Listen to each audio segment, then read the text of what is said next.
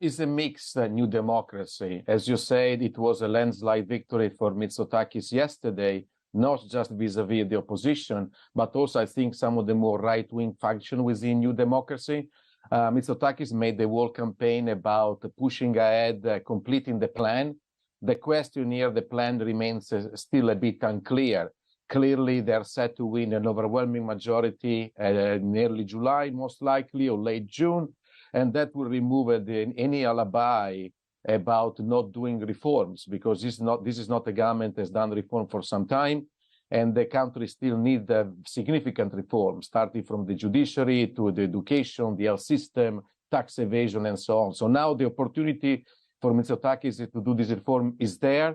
Whether he will go for it is still a bit of a question mark. In terms of the about turn in Greek fortunes, look, they've still got colossal historic debt to GDP. They've still got colossal and historic problems. As you say, you know, they're making efforts on tax collection, but there's a long way to go as well. How has this economy, just for our viewers who haven't been following the story constantly, how have they managed to turn this around from the depths of despair? Political stability was one of the key factors, single-party government over the past 4 years. We have seen the first 2 years some interesting reforms, and we have seen a large inflow of money after the COVID with the recovery fund, which so far has been used well by the government. Tourism bouncing back very, very strongly.